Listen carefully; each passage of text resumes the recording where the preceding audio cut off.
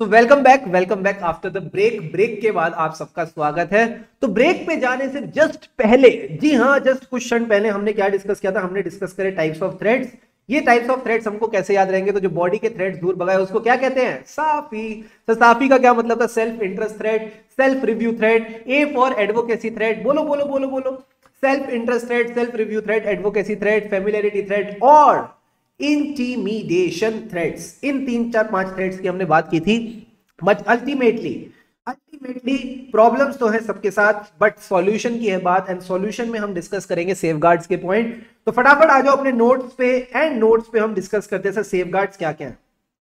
तो if I talk about the safeguards to independence ना, ये क्या है सर? ये बड़ा ना फ्रॉड टॉपिक है सर। फ्रॉड टॉपिक क्यों है? ये पूरे टॉपिक में ना आप पढ़ोगे मेरे साथ safeguard safeguard safeguard safeguard safeguard safeguard, आप मेरे साथ पढ़ोगे, बट एक्चुअल में किसी सेफगार्ड की बात ही नहीं कर रखी। देखना चाहेंगे? हाँ सर, हाँ बताओ क्या कहता है सर? कह रहे पब्लिक का ऑडिटर के अंदर कॉन्फिडेंस होने के लिए, for the public to have confidence in audit, it is essential that the auditor should always be and appear to be independent of the entities they are auditing. जिस भी entity का वो audit कर रहे हैं वो उससे इंडिपेंडेंट रहे। क्या ये बेसिक बात कर दी? हाँ सर, हाँ, बड़ी ही बेसिक बात करी। तो इन्होंने कहा ऑडिटिंग के साथ हमको इंडिपेंडेंस मेंटेन करने के लिए हमको क्या चाहिए? कह रहे एक चाबी चाहिए। सर चाबी का क्या मतलब है? की। सर कितना गंदा जोक मार। अब ये गंदा जोक तुमको जिंदगी भर याद रहेगा, ठीक है? इंडिपेंडेंट रहने के लिए क्या चाहिए सर? हमको चाहिए चाबी। चाबी का मतलब है की यानी की फंडामेंटल प्रिंसिपल्स। जरा बताना की फंडामेंटल प्रिंसिपल्स क्या थे जो आपको इंडिपेंडेंट बनाते हैं? फटाफट बताओ चैट बॉक्स में। What were the key fundamental principles? कोई लड़की है जब वो हंसती है, यार कोई प्रोफेशनल है जब वो ऑडिट करता है। क्या थे वो 5 फंडामेंटल प्रिंसिपल जो घर बैठे गूगल ड्राइव में देख रहे हैं? आप अपनी नोटबुक में अभी अभी लिखिए, और जो बच्चे लाइव देख रहे हैं फटाफट बताओ चैट बॉक्स में, what are the 5 fundamental principles जो आपको इंडिपेंडेंट बनाते हैं? जल्दी से बताओ। Let's see who gets it right. थोड़ा सा जोर डालो, दिमाग चलेगा। जल्दी से बताओ। कोई प्रोफेशनल की फुल फॉर्म तो बताओ। इससे कोई प्रोफेशनल में नंबर नहीं देगा। हमको तो 5 में से 5 चाहिए ना। Very good. Integrity, objectivity. आगे आगे का बताओ। C for confidentiality. Very good Megha. Others जल्दी से बताओ। प्रोफेशनल से 2 पॉइंट निकालेंगे। क्या क्या है 2 professional point? Nice nice nice. Professional competence and due care. Very, very good. Attain and maintain professional competence, act with diligence and professional behavior. Very, very important. कोई ऐसी चीज नहीं करनी जिससे हमारे प्रोफेशन पे डिस्क्रेडिट आए। सो यही फंडामेंटल प्रिंसिपल्स को आपने ध्यान में रखना है। सर फंडामेंटल प्रिंसिपल्स में इन्होंने सारे प्रिंसिपल्स नहीं लिखे, इन्होंने बस आई और ओ लिखा है। तो आई और ओ में आपने याद रखना है इंटीग्रिटी, ऑब्जेक्टिविटी और सर ये क्या आ गया? Professional scepticism. तो आपको भी क्या लगा सर? हमको लगा शॉक। तो शॉक क्यों लगा? क्योंकि फंडामेंटल प्रिंसिपल्स में तो हमने प्रोफेशनल स्केप्टिसिज्म पढ़ा ही नहीं। प्रोफेशनल पढ़ा था, कोई प्रोफेशनल, बट उस प्रोफेशनल में क्या था सर? प्रोफेशनल कॉम्पिटेंस था, प्रोफेशनल बिहेवियर था, बट प्रोफेशनल स्केप्टिसिज्म तो नहीं था। तो आप क्या बोलोगे ना? आप बोलोगे अयो ये प्रोफेशनल स्केप्टिसिज्म कहां से आया? बोलो बोलो मेरे साथ, अयो ये प्रोफेशनल स्केप्टिसिज्म कहां से आया? तो इस तरह से आप याद रखना, इंटीग्रिटी ऑब्जेक्टिविटी इज अयो। फिर आप बोलोगे कि प्रोफेशनल बिहेवियर नहीं, प्रोफेशनल कॉम्पिटेंस नहीं। हम बात करेंगे प्रोफेशनल स्केप्टिसिज्म की। थोड़ी सी देर में बस ये टॉपिक आने ही वाला है, थोड़ी सी देर में, कुछ क्षण में टॉपिक आने वाला है, घबराओ मत, अभी आएगा। अयो वेरी वेरी गुड। तो ये बात आपने ध्यान में रखनी है। तो अभी तक हम क्या समझ रहे थे? Safeguards to independence. सबसे पहले इन्होंने बेसिक सी बात बोली कि auditor should be and appear to be independent. पहले पॉइंट ने आपको ये बताया। दूसरे पॉइंट ने ये बताया कि इंडिपेंडेंट रहने के लिए आपके पास की फंडामेंटल प्रिंसिपल्स होने चाहिए। की फंडामेंटल प्रिंसिपल्स में क्या बोला इन्होंने? अयो प्रोफेशनल स्केप्टिसिज्म, इंटीग्रिटी, ऑब्जेक्टिविटी और प्रोफेशनल स्केप्टिसिज्म। फिर तीसरे पॉइंट में अभी देखना क्या कहेगा, कोई भी ऑडिट एक्सेप्ट करने से पहले, before you accept any audit, you must consciously, you should be consciously considering whether there are any threats to independence। Sir threats का मतलब क्या है, जो भी हम पढ़ के आए, साफी साफी। सर साफी का क्या मतलब था, इसको भी रिवाइज करा दो। साफी का मतलब था सेल्फ इंटरेस्ट थ्रेट्स, आपका फाइनेंशियल इंटरेस्ट, वो हमने 4-5 एग्जांपल डिस्कस करे। सेल्फ रिव्यू थ्रेट, कि अपने ही सब्जेक्ट मैटर ऑफ एंगेजमेंट को रिव्यू मत करना, आपका कोई टीम मेंबर डायरेक्टर और ऑफिसर नहीं होना चाहिए वो। A for advocacy threat, advocate मत बन जाना, प्रमोटर मत बन जाना। एफ फॉर फेमिलियरिटी थ्रेट, खून का रिश्ता, फर्म का रिश्ता, रिश्ता बन गया साथ रह रहे के, गिफ्ट्स और हॉस्पिटैलिटी आ रही है। आई फॉर इंटिमिडेशन थ्रेट, डराना, डराना यानी ड से डराना, डी से debtor the auditor from acting objectively, इसको बोलते हैं क्या, इंटिमिडेशन थ्रेट्स। कैसे होता था, थ्रेट करते थे फॉर लिटिगेशन, हम आपको निकाल देंगे, ठीक है। फिर आप प्रेशर में आ जाते थे। प्रेशर क्या था, अपने ऑडिट के काम को रिड्यूस करो क्योंकि हम आपकी फीस रिड्यूस कर रहे हैं। तो ये सारे थ्रेट्स तो अभी हम पढ़ के आए ना, लगाया हमने इस पे आधा घंटा, तो ये हो गया सारे टाइप्स ऑफ थ्रेट्स। तो कह रहे जब भी आप काम एक्सेप्ट करो, काम एक्सेप्ट करने से पहले चेक कर लेना कहीं कोई थ्रेट तो नहीं, और अगर थ्रेट है तो थ्रेट को दूर भगाओ। Apply the safeguards to independence, हमको फर्क नहीं पड़ता थ्रेट से, हम प्रॉब्लम का सॉल्यूशन निकालेंगे। So if there is any threat, सबसे पहले तो आपको काम को एक्सेप्ट ही नहीं करना चाहिए। अगर एक्सेप्ट कर रहे हो तो सेफगार्ड्स लगा के चलो। बट सर हम सेफगार्ड्स नहीं लगा सकते, ऑडिटर इज अनेबल, अनेबल मतलब नहीं कर पाएगा, to fully implement the credible and adequate safeguards, then in that case क्या उसको ऑडिट एक्सेप्ट करना चाहिए, क्या उसको ऑडिट एक्सेप्ट करना चाहिए। अगर थ्रेट्स हैं तो सबसे पहले तो उन्होंने कहा डिजिस्ट, डिजिस्ट का मतलब है एक्सेप्ट ही मत करो, या फिर अप्लाई सेफगार्ड्स। और वो कह रहा है मैं अप्लाई भी नहीं कर पाऊंगा तो मेरे दोस्त not accept the audit, then in that case you should not accept the audit. आपने ऑडिट को एक्सेप्ट ही नहीं करना चाहिए अगर आपके पास एडिक्वेट सेफगार्ड्स नहीं है। बट एक बात बताओ, बड़ा एक बात बताओ मुझे, क्या इन्होंने एक भी सेफगार्ड के बारे में बताया? सामने आपके सारे के सारे पॉइंट्स हैं, सामने आपके सारे के सारे पॉइंट्स हैं। सबसे पहले बोला कि जब भी ऑडिट एक्सेप्ट करो इंडिपेंडेंट रहो। इंडिपेंडेंट कैसे रहेंगे सर? चाबी से रहेंगे, यानी की फंडामेंटल प्रिंसिपल्स है जिनको आप बोलते हो अयो प्रोफेशनल स्केप्टिसिज्म। कोई भी काम एक्सेप्ट करने से पहले चेक करो कहीं इन्हीं प्रिंसिपल्स पे कोई थ्रेट्स तो नहीं। जब आपने थ्रेट्स देखे तो आपने सेफगार्ड लगाए, अब आप सेफगार्ड नहीं लगा पा रहे तो एक्सेप्ट ही मत करो। क्या इन्होंने यहां पे कोई भी सेफगार्ड के बारे में बताया, या फिर आपको जनरल ज्ञान दे दिया, या फिर आपको जनरल ज्ञान दे दिया? जल्दी से बताओ, आपको मेरी दुविधा समझ आ रही है, मेरी फीलिंग समझ पा रहे हो मैं आपको क्या कहने की कोशिश कर रहा हूं? जल्दी से बताओ।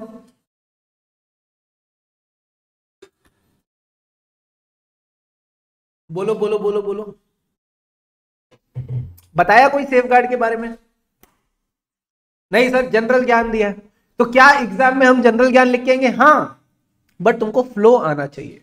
You should know the flow, how you need to write the answer. तो first of all you will say, जो इन्होंने बात बोली है कि for the public to have confidence, पहला पॉइंट कहता है auditor needs to be independent. Auditor कैसा हो? इंडिपेंडेंट हो।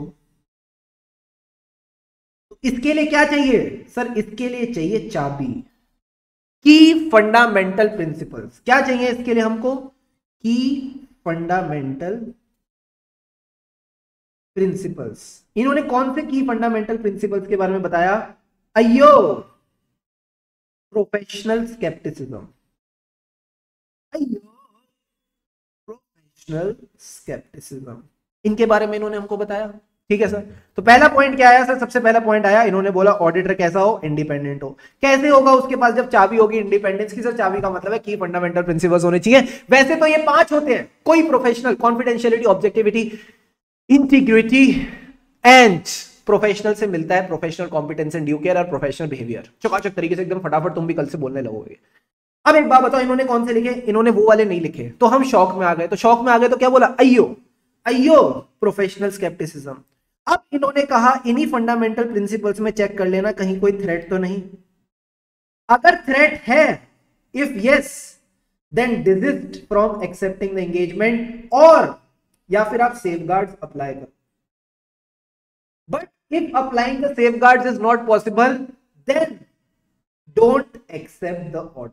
Then in that case you should not accept the audit. मुझे एक बात बताओ, क्या यहाँ पे थ्योरेटिकल लिखा है या फिर लॉजिकल फ्लो है? क्या यहाँ पे पूरी थ्योरी है या फिर आपके दिमाग में एक लॉजिकल फ्लो बैठा? जल्दी से बताओ मुझे। Is the flow logical flow clear to all of you? फटाफट बताओ। Come on everyone, is this flow clear to all of you?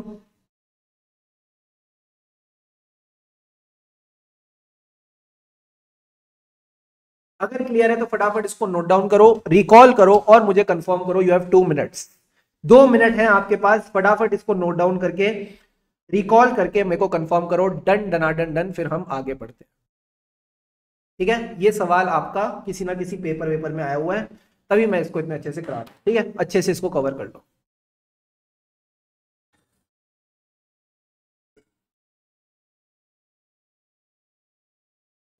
पानी पीते चलना, जिस जिस बच्चे को थोड़ी सी थकावट हो रही है, जस्ट ड्रिंक वाटर एंड आपकी एनर्जी बनी रहेगी।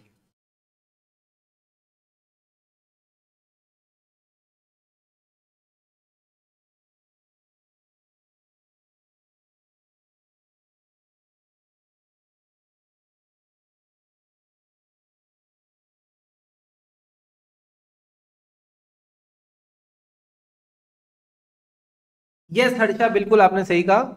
Desist from the task means not accepting the task.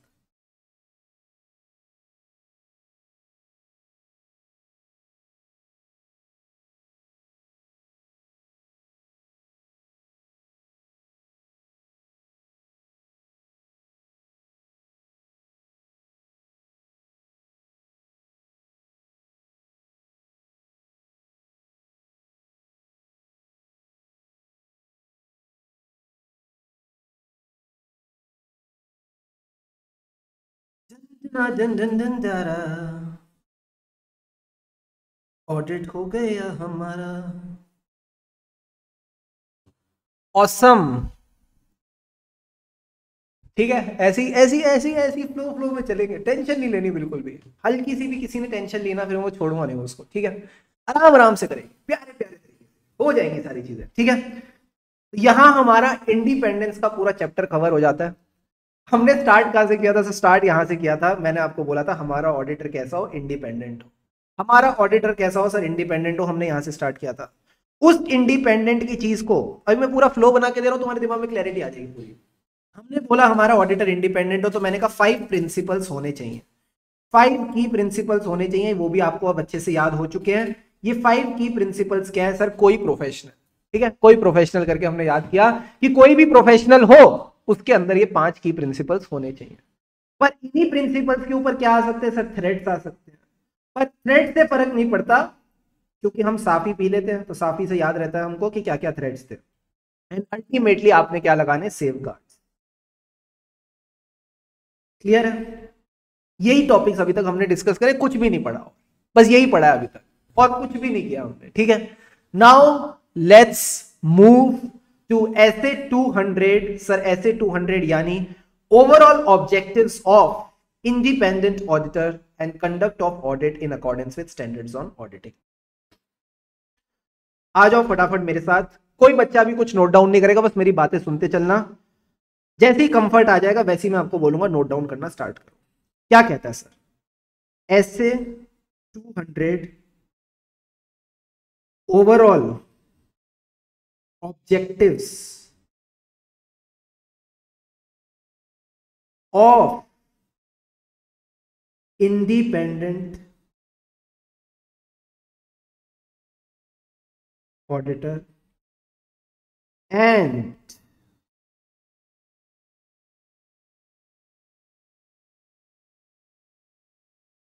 conduct of audit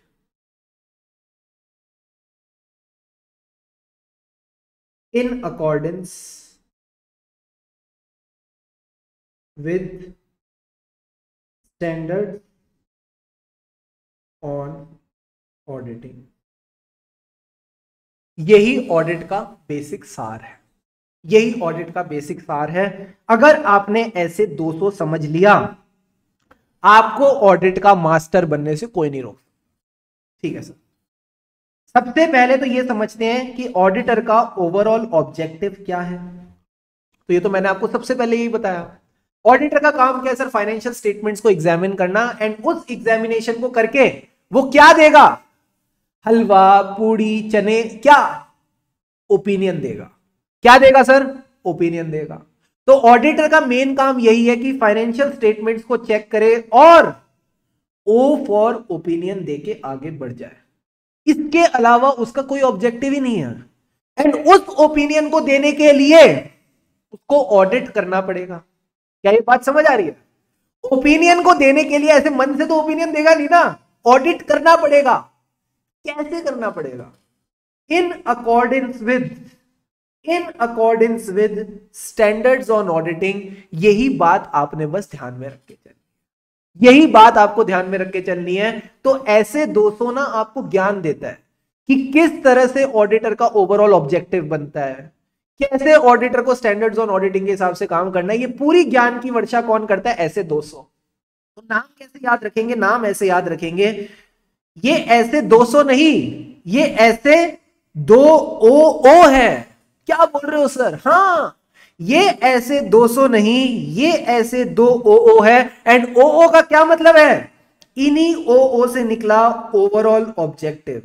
क्या ये बात समझ आई? जिंदगी में कभी नहीं भूलोगे 200 का नाम क्या है। ये ऐसे 200 नहीं, ये ऐसे 2 है। ओवरऑल ऑब्जेक्टिव किसके? अरे किसके भाई, किसके?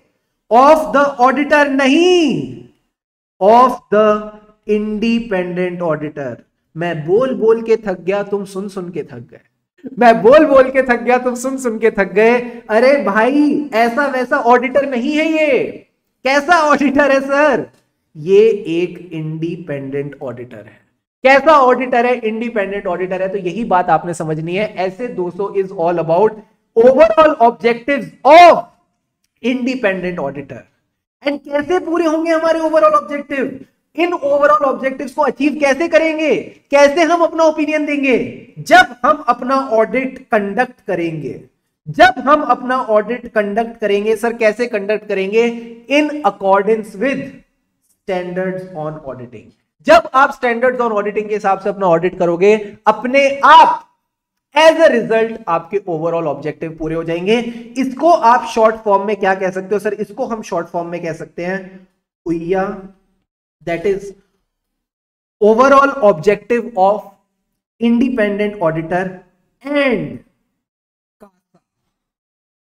सर उइया एंड कासा का क्या मतलब है? Conduct of audit in accordance with standards on auditing. तो ये आपका ऐसे 200 का पूरा नाम हो जाता है। फटाफट एक बार इस नाम को याद करो मेरे साथ।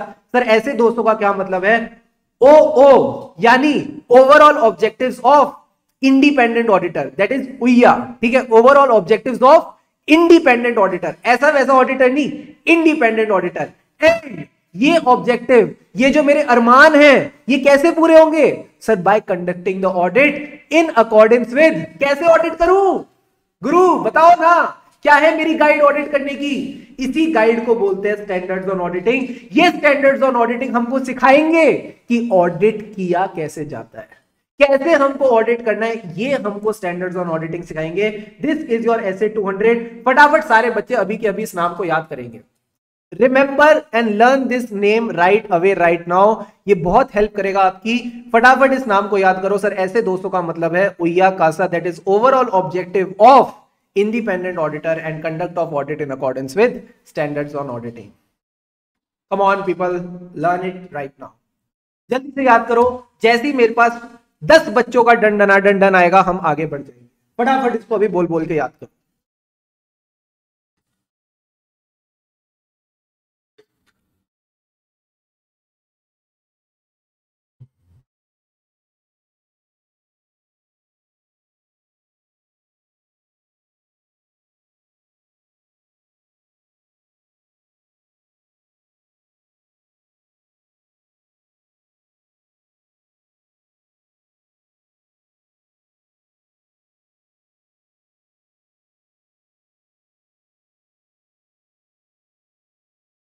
क्या बात है, क्या बात है, क्या बात है, क्या बात है, क्या बात है, very very good, awesome. Come on everyone, जल्दी से जो छोटे मोटे बच्चे रह गए जल्दी से बताएं मुझे। बता।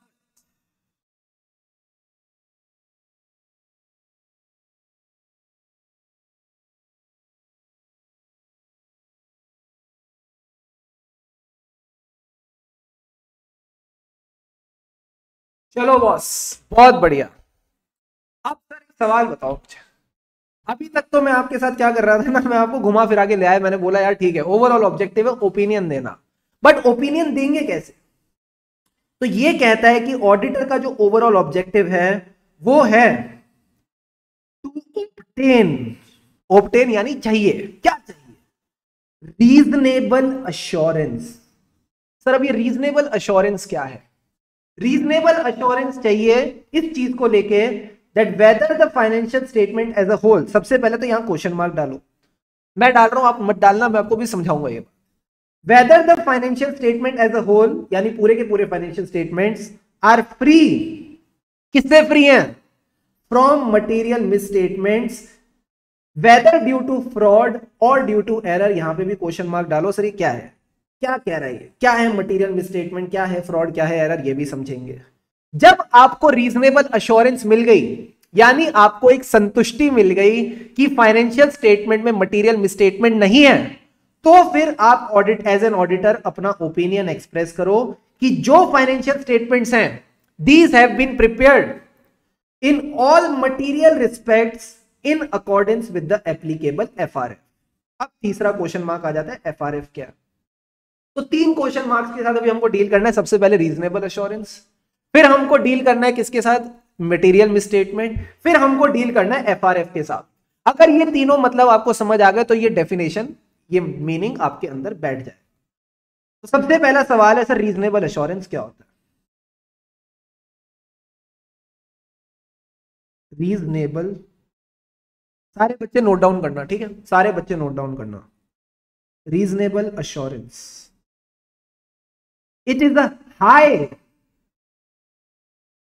but not an absolute assurance, not an absolute level of assurance। ये है definition reasonable level of assurance की, कि it is a high but not an absolute assurance. Simple सवाल आपसे पूछता हूं, कोई टेक्निकलिटी की बात ही नहीं करनी, ऑडिट टेक्निकल है ही नहीं, दिल की बात है। एक एंटिटी में करोड़ों ट्रांजैक्शन होती हैं, ठीक है, और जो एंटिटी है जिसकी करोड़ों ट्रांजैक्शन है उसी के ट्रांजैक्शन के बेसिस पे वो लेजर बनाते हैं, उन्हीं लेजर के बेसिस पे फाइनेंशियल स्टेटमेंट बनाए जाते हैं। तो जब आप फाइनेंशियल स्टेटमेंट्स का ऑडिट करेंगे, जब आप फाइनेंशियल स्टेटमेंट्स का ऑडिट करेंगे तो मुझे एक बात बताओ, क्या आप 100% टेस्टिंग कर सकते हो ट्रांजैक्शंस की? सोच के बताना, सोच के बताना। Is 100% testing of the transaction possible? लिखना है, हाँ थोड़ा थोड़ा बस ये लिखनी है आपने, डेफिनेशन लिखनी है, बस ये डेफिनेशन लिखनी है और कुछ नहीं लिखना। इसके नीचे का जो ज्ञान है वो मैं आपके साथ डिस्कस कर रहा हूं, आपने बस मुझे ये बताना है कि क्या 100% टेस्टिंग पॉसिबल है। जल्दी से सोच के बताना।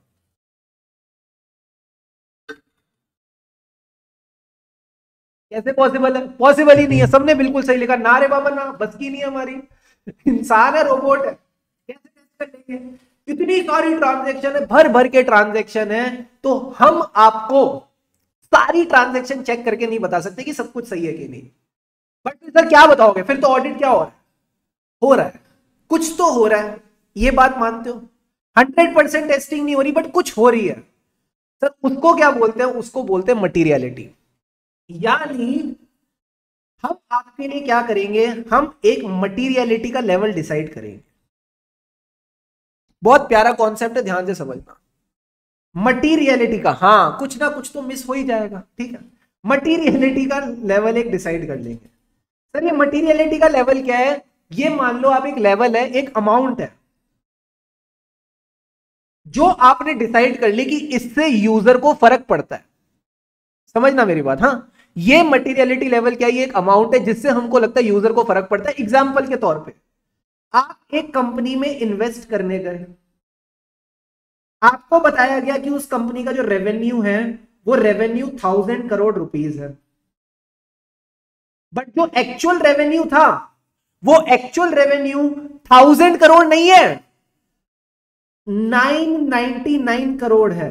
जल्दी से बताना, क्या आपका इन्वेस्टिंग डिसीजन बदल जाएगा? क्या इन्वेस्टिंग डिसीजन बदल जाएगा? क्या 1000 करोड़ की जगह 999 करोड़ है? जल्दी से बताओ, will it affect your investing decision? या आप बोलोगे नहीं यार 1 करोड़ की तो बात है, 1000 करोड़ पे 1 करोड़ चलता है, इतना तो चलता है, फर्क नहीं पड़ता। सोच समझ के बताना, क्या आपका इन्वेस्टिंग डिसीजन बदल जाएगा? या फिर आप बोलोगे यार इतना तो चलता है, नहीं सर हमारा डिसीजन नहीं बदलेगा, 1 करोड़ तो चलता है।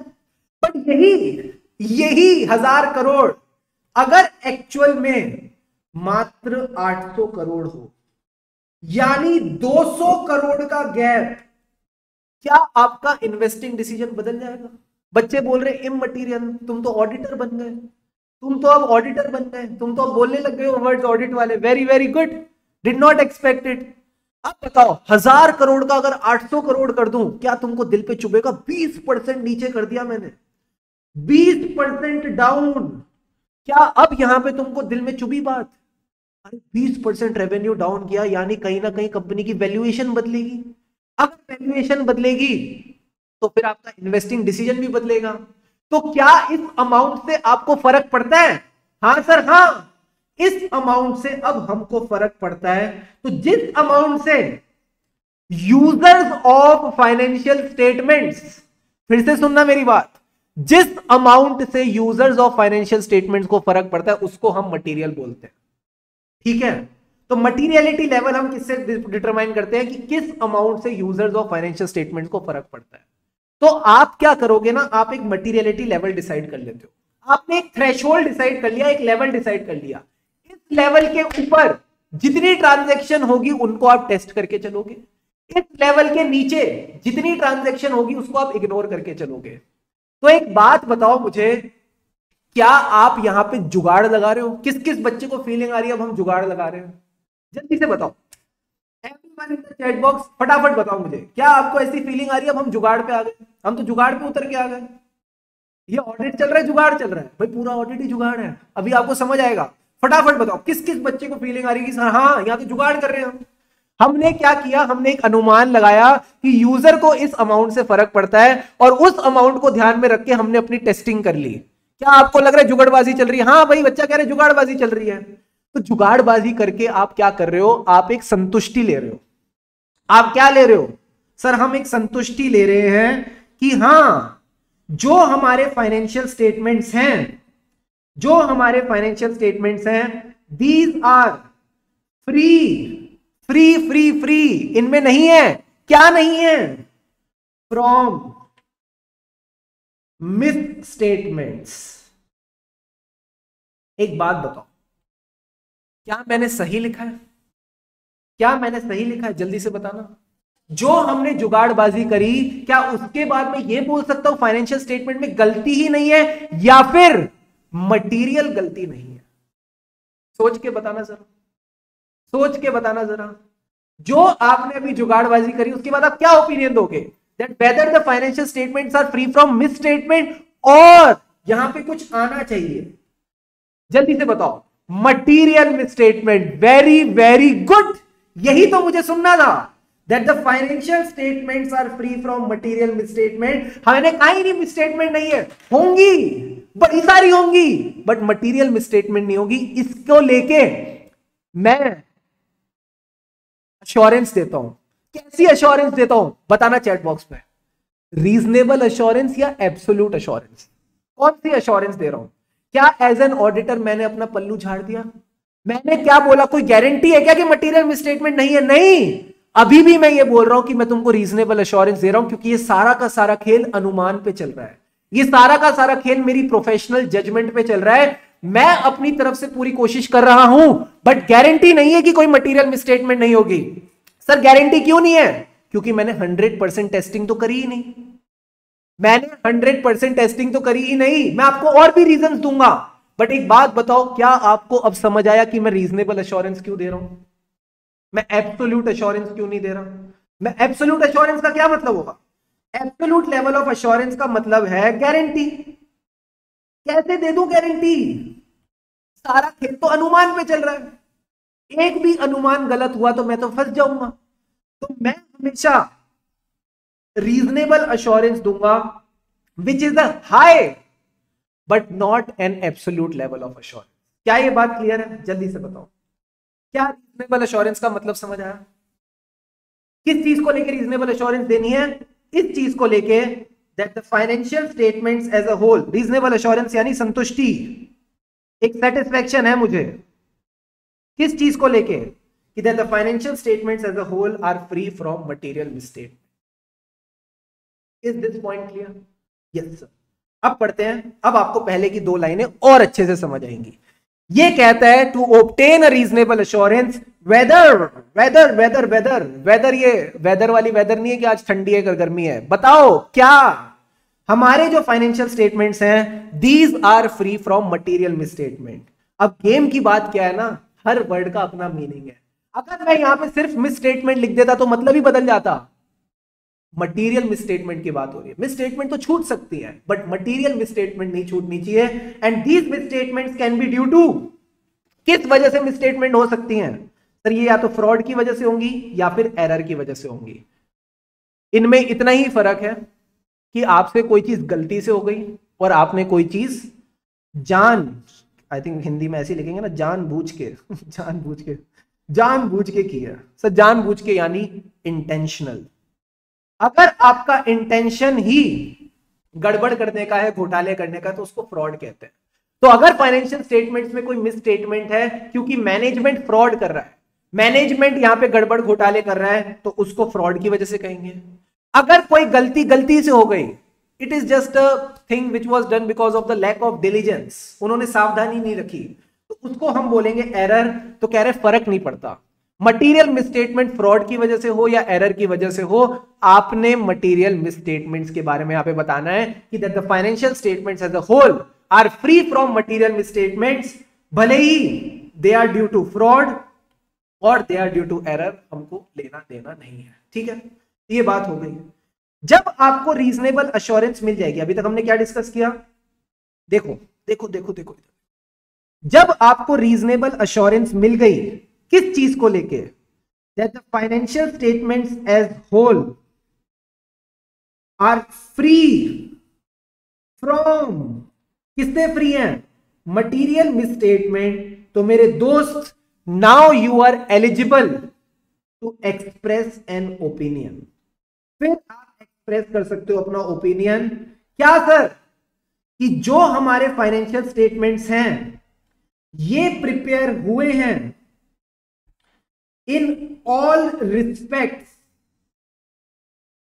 नहीं, इन ऑल रिस्पेक्ट्स नहीं, हर तरह से नहीं, इन all material respects, these have been prepared in all material respects as per the applicable FR। अब सर सवाल उठता है एप्लीकेबल एफआरएफ का क्या मतलब है? एप्लीकेबल एफआरएफ का मतलब समझने से पहले मैं आपको ऑडिट के हिसाब से मिस स्टेटमेंट का मतलब बता दूं। मिस स्टेटमेंट का मतलब समझना, M for misstatement. Material misstatement की बात हुई थी, पर मिस स्टेटमेंट का क्या मतलब है? गलती का मतलब भी ऑडिटर्स को बता रखा है ऐसे दोस्तों ने।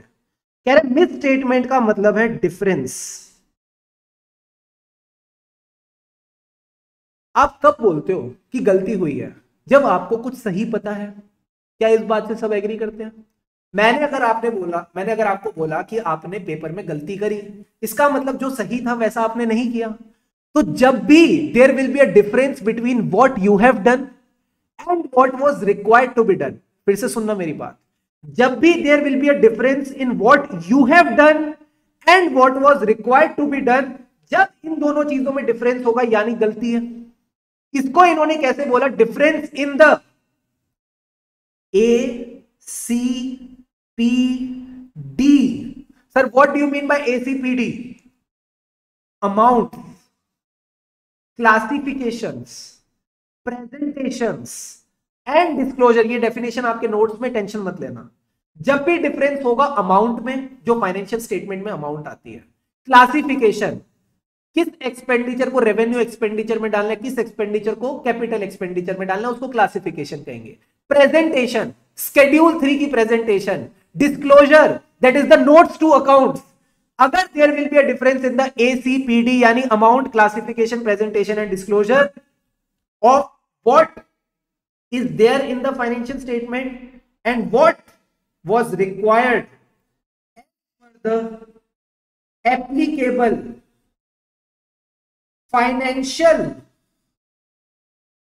reporting framework। अगर इन दोनों में डिफरेंस होगा तो फिर हम इसको मिस स्टेटमेंट बोलेंगे। यानी जो आईसीआई ने फ्रेमवर्क दिया for preparation and presentation of financial statement, उसमें उन्होंने क्या कहा सर? उसमें उन्होंने कहा अक्रूवल बेसिस फॉलो होना चाहिए। उन्होंने कहा अक्रूवल अजम्पशन को फॉलो करो, आप कैश बेसिस पे फाइनेंशियल स्टेटमेंट बना रहे हो। उन्होंने क्या बोला सर? उन्होंने बोला जो भी खर्चा इनटेंजिबल एसेट्स को बनाने में, उनकी कौन सी स्टेज होती है? वो रिसर्च स्टेज में होगा। मुझे एक बात बताओ, इनटेंजिबल एसेट्स का जो रिसर्च स्टेज होता है, क्या उस खर्चे को आप कैपिटल एक्सपेंडिचर में डालते हो या पीएनएल में डालते हो? मैं ये भी देखता हूं आपकी अकाउंटिंग की नॉलेज कितनी प्यारी है, बताना जरा। इनटेंजिबल एसेट एएस 26, जो रिसर्च वाला खर्चा होता है, उसको आप कहां भेजते हो? आप उसको कैपिटलाइज करते हो एज ए इंटेंजिबल एसेट या फिर आप उसको पीएनएल में डाल देते हो? जल्दी से बताना, सोचो सोचो जरा, बताना जरा सोच समझ के। रिसर्च फेज का खर्चा इंटेंजिबल एसेट,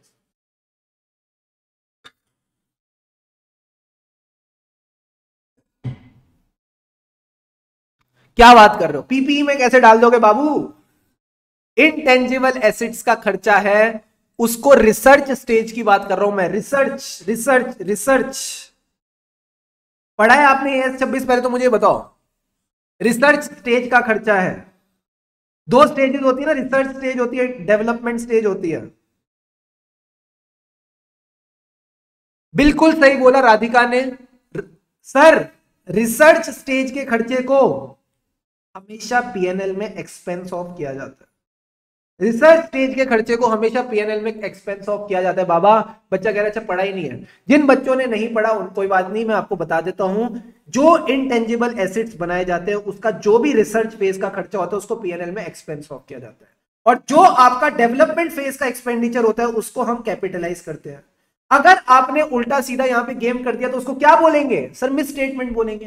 तो आपने क्या अकाउंटिंग स्टैंडर्ड्स को फॉलो किया? नहीं। तो अगर आप अकाउंटिंग स्टैंडर्ड्स को फॉलो नहीं करते, आप शेड्यूल 3 को फॉलो नहीं करते, तो हम ये मानेंगे कि आपने फाइनेंशियल रिपोर्टिंग फ्रेमवर्क को फॉलो नहीं किया। हम ये मानेंगे कि आपने फाइनेंशियल रिपोर्टिंग फ्रेमवर्क को फॉलो नहीं किया। बस आप इतनी सी बात समझ के चलो कि आपके फाइनेंशियल स्टेटमेंट कैसे बनने चाहिए। चलो इसका आंसर मेरे को दे दो, हमारे फाइनेंशियल स्टेटमेंट कैसे बनने चाहिए? They should be prepared as per the financial reporting framework, नहीं as per the applicable financial reporting framework. जो फाइनेंशियल रिपोर्टिंग फ्रेमवर्क आपके लिए सूटेबल है, जैसे कि जो लिस्टेड एंटिटी है उस पे क्या लगते हैं सर? उस पे इंड एएस लगता है, उस पे इंड एएस वाला शेड्यूल 3 लगता है, तो वो वैसे बनाएगी। जो हमारी लिस्टेड एंटिटीज नहीं है, जिन पे इंड एएस नहीं लगता, वो कैसे बनाएंगी सर? वो शेड्यूल 3 के हिसाब से बनाएंगी, जो अकाउंटिंग स्टैंडर्ड्स वाला होता है। तो यही बात आपने समझना है कि आपके लिए कौन सा एप्लीकेबल फाइनेंशियल रिपोर्टिंग फ्रेमवर्क है। जो आपके लिए एप्लीकेबल फाइनेंशियल रिपोर्टिंग फ्रेमवर्क है, उस हिसाब से बनने चाहिए। अगर नहीं बनेंगे, if there will be a difference, तो वो डिफरेंस को आप मिस स्टेटमेंट का नाम दोगे। उस डिफरेंस को आप मिस स्टेटमेंट का नाम दोगे। तो अगर आप चाहो तो इस डेफिनेशन को एक बार फटाफट लिख भी लो, यहां पे लिखी हुई है, आओ मैं आपको दिखाऊं। मिस स्टेटमेंट का क्या मतलब है? It is nothing but a difference. Sir difference between what? Difference between the ACPD, amount, classification, presentation और disclosure, which is reported in the financial statements as an item, and the amount, classification, presentation and disclosure which was required as per the applicable FRF, and this misstatement can arise either from error or fraud। तो फटाफट आओ मेरे साथ misstatement की definition लिखो। क्या कहते हैं misstatement के बारे में? जो मैं चार्ट बना रहा हूं ना, वैसे ही लिखना। Miss statement is nothing but a difference. क्या है ये डिफरेंस? किसमें? Amount, classification, quickly note it down with me, presentation और डिस्क्लोजर। इसको हम प्यार से बोलते हैं ACPD। Amount, classification, presentation and disclosure. One which has been reported in the financial statements and the one which was required। R and R का बीच का difference है। One which was required as the applicable financial reporting framework। Quickly note it down and अभी इसको एक बार recall करके मेरे को डंडन कंफर्म करो। And it can arise due to fraud or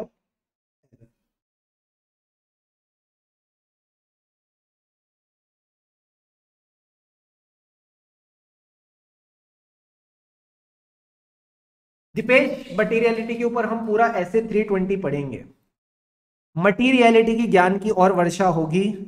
इसके ऊपर हमारे पास एक ऐसे है पूरा का पूरा ऐसे 320 डिटेल में डिस्कशन होगी इसके ऊपर, ठीक है। Don't worry about it. अभी के लिए आप बस इतना समझो, ये वो अमाउंट है जिससे यूजर ऑफ फाइनेंशियल स्टेटमेंट को फर्क पड़ता है। It affects the decision of the user of financial statement.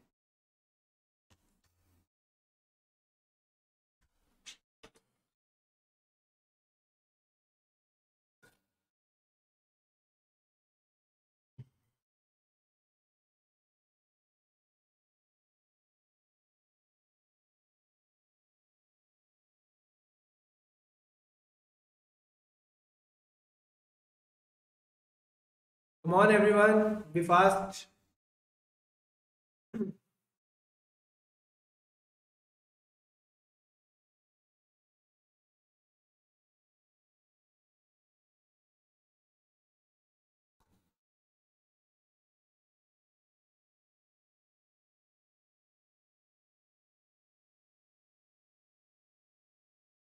चलो बहुत बढ़िया।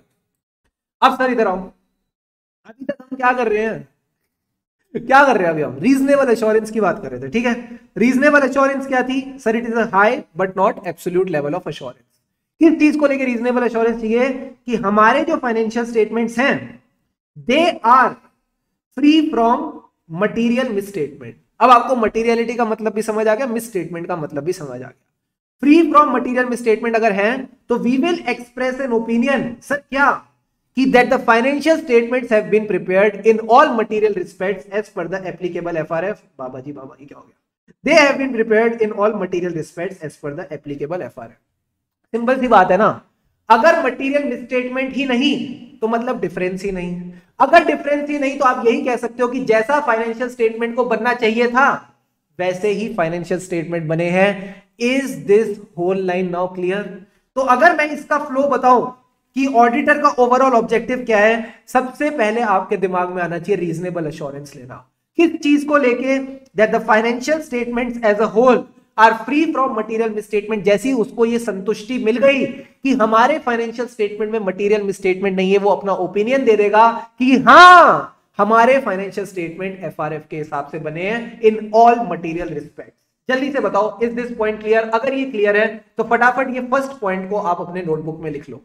फर्स्ट पॉइंट को आप अपने नोटबुक में लिख लो और हेडिंग देना overall objective of independent auditor. Overall objective of independent auditor. फटाफट इस फर्स्ट पॉइंट को लिखो और मुझे कंफर्म करो, is this first point clear to all of you? Quickly write it down.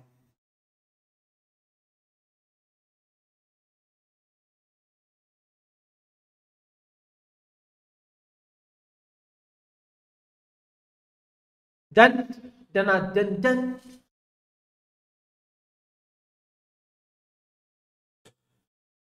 क्या क्या बात है, क्या बात है, क्या बात है।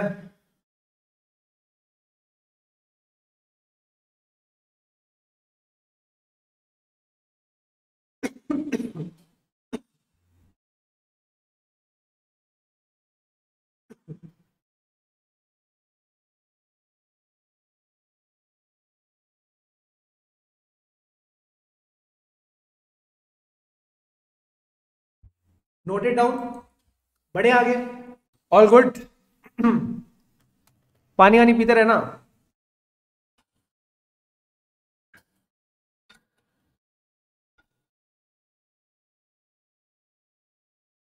चंचना चन चन चन चारा। ठीक है, पहला ओवरऑल ऑब्जेक्टिव आपको समझ आ गया, रीजनेबल एश्योरेंस लेनी that the financial statement as a whole are free from material misstatement whether due to fraud और एरर। सेकंड पॉइंट क्या है? इधर आओ, इधर आओ, इधर आओ, इधर आओ, कहां देख रहे हो, इधर आओ, इधर आओ। आपने अपना ओपिनियन, आपने अपना ओपिनियन बना लिया, ठीक है? मन में रखोगे या लिख के दोगे? जल्दी बताओ, मन में रखोगे लिख के दोगे? सर लिख के देंगे। कैसे लिख के दोगे?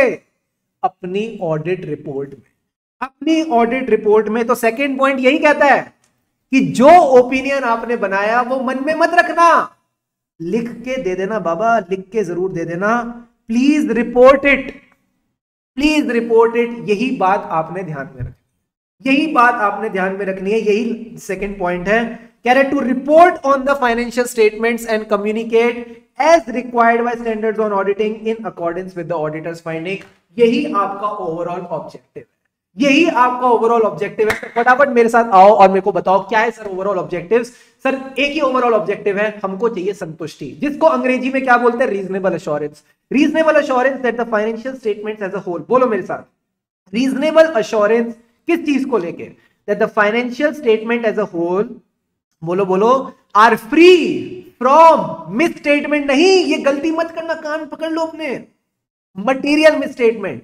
अगर मटीरियल मिसस्टेटमेंट से फ्री है तो मेरे दोस्त आप अपना ओपिनियन दे दो कि हां they have been prepared in all material respects as पर एफआरएफ, यानी गलती ही नहीं। इसका मतलब जैसा एफआरएफ चाहता था ये वैसे ही बने हैं। और अगर आपने अपना ओपिनियन बना लिया तो next point is to report and communicate. जैसा स्टैंडर्ड्स ऑन ऑडिटिंग कहते हैं वैसे आप रिपोर्ट और कम्युनिकेट करके चलो। Is the overall objective clear to all of you? अगर क्लियर है फटाफट एक बार इसको आंखें बंद करके रिकॉल कर लो एंड लेट मी नो, फिर हम आगे बढ़ते हैं। Take 2 minutes. 5 नंबर का सवाल आएगा पेपर में कि ओवरऑल ऑब्जेक्टिव ऑफ ऑडिटर क्या है। फटाफट इसको याद करो, 2 मिनट मैं आपको दे रहा हूं, जल्दी से याद करके मेरे को कंफर्म करो, तभी मैं आगे बढ़ने वाला हूं। यही सार है पूरे ऑडिटिंग का। This is the summary of the whole audit subject. एक एक लाइन का मतलब आपको क्लियर है, बस अब आप इसको याद करके मेरे को कंफर्म करो।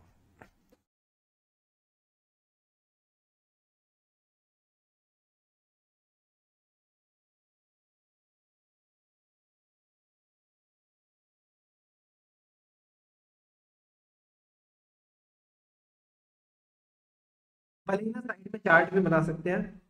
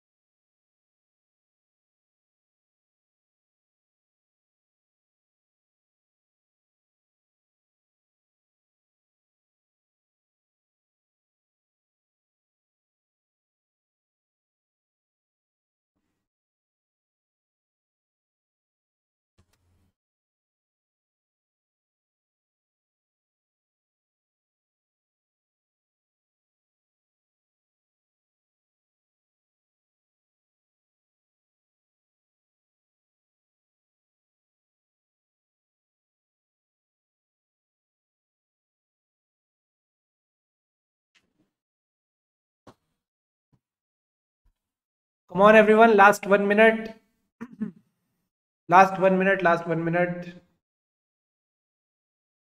सर ऑडियो क्या हो गया? ऑडियो को अब तो मेरे को दिख रहा है यार, ऑडियो जा रही है। स्पीकर स्पीकर चेक करो।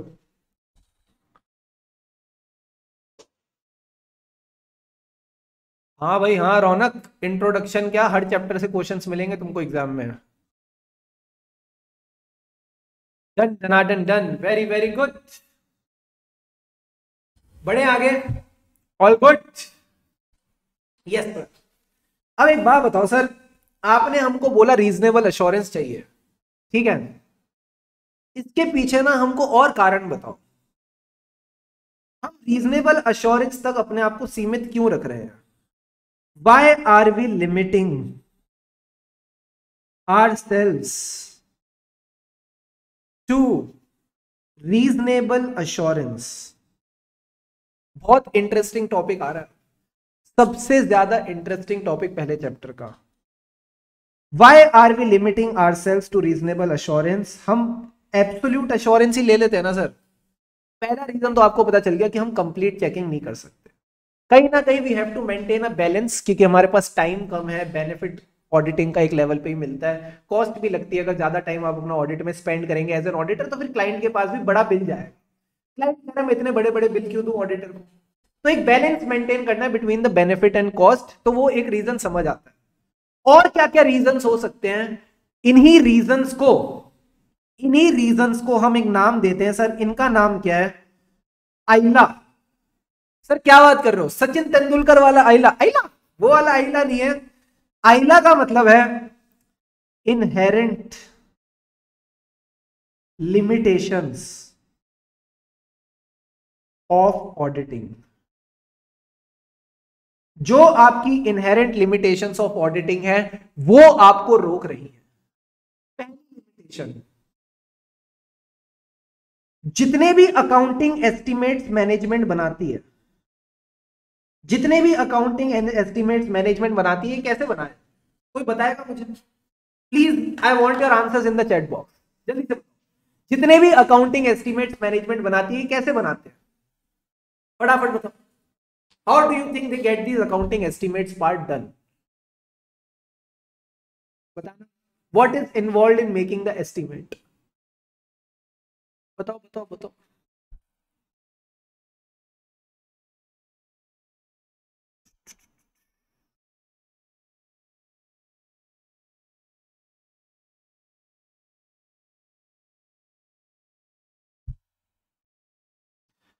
Past records, accounting standards, industry practices, previous year information, ये सब तो रिसोर्सेज, इनको यूज करती है। अप्लाई क्या करती है, जजमेंट। ठीक है, अल्टीमेटली एस्टिमेट क्या है सर, एस्टिमेट क्या है, अनुमान है। हिंदी में अगर तुम किसी से बोलो कि भाई एस्टिमेट क्या है, तो एस्टिमेट अनुमान है। तो ये जो अनुमान है इसमें मैनेजमेंट की क्या इन्वॉल्व है सर, मैनेजमेंट की जजमेंट इन्वॉल्व है। यानी जो उसका पास्ट एक्सपीरियंस रहा है, जो उसके पास इंफॉर्मेशन अवेलेबल है, जो उसकी नॉलेज है, इन सबको यूज करके, इन सबको कहीं ना कहीं यूज करके वो क्या लगा रही है, जजमेंट लगा रही है। क्या आप किसी भी ऐसी चीज को जिसमें जजमेंट इन्वॉल्व है, जिसमें अनुमान इन्वॉल्व है, 100% गारंटी के साथ बोल सकते हो कि ये सही है?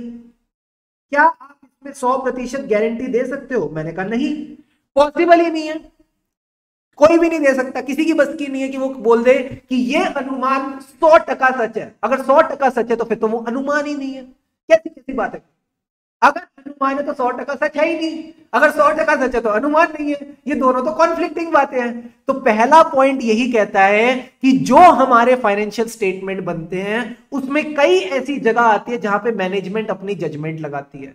क्योंकि मैनेजमेंट अपनी जजमेंट लगाती है, मैनेजमेंट अपना अनुमान लगाती है, तो हम एज एन ऑडिटर भी उस पर सवाल नहीं उठा सकते।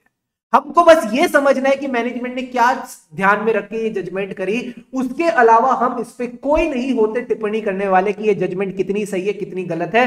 तभी रीजनेबल अश्योरेंस दे रहे हैं कि हाँ ये ठीक है। क्या पहला पॉइंट समझ आया? हाँ सर। दूसरा पॉइंट बताओ। दूसरा पॉइंट कहता है नेचर ऑफ ऑडिट प्रोसीजर्स। पहले तो फाइनेंशियल स्टेटमेंट की गड़बड़ निकाली, nature of financial statements, nature of financial reporting, ऐसा नाम दे दो आप इसको। लिखना मत, नोट्स में लिखी हुई है बातें, अभी बस आप समझते जाओ मेरे साथ। अगला पॉइंट कहता है nature of audit procedures. Financial statement में तो जजमेंट लगती है, बट हमारे ऑडिट की भी कई कमियां हैं। सर क्या कमी है?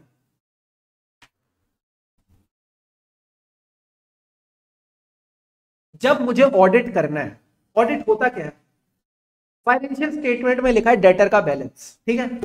अब जो डेटर का बैलेंस लिखा है, मैं मैनेजमेंट को बोलता हूं ये जो डेटर का बैलेंस लिखा है मुझे इसकी लिस्टिंग दे दे, ठीक है सर।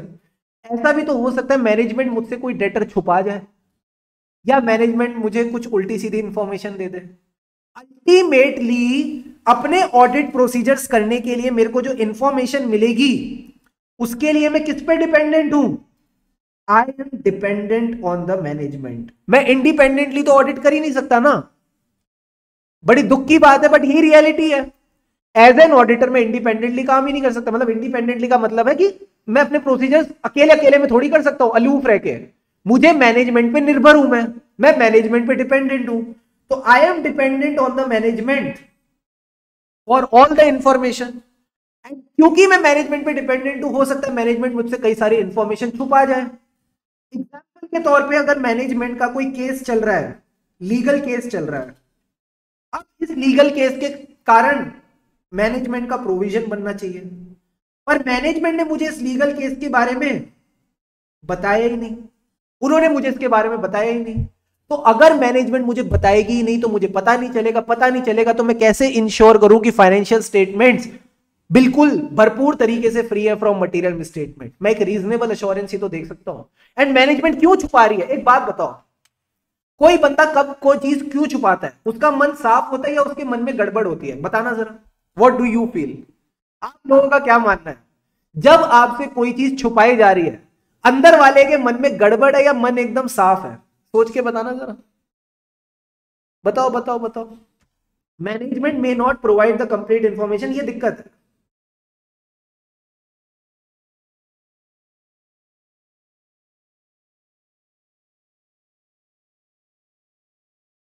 गड़बड़ है, बड़ी गड़बड़ है, तभी छुपा रहा है। नालायक है इंसान सामने वाला, गड़बड़ है, वेरी वेरी गुड। गड़बड़ है, घोटाला है, गड़बड़ है, घोटाला है, डेफिनेटली गड़बड़ है, घोटाला है, तभी तो नहीं बता रहा।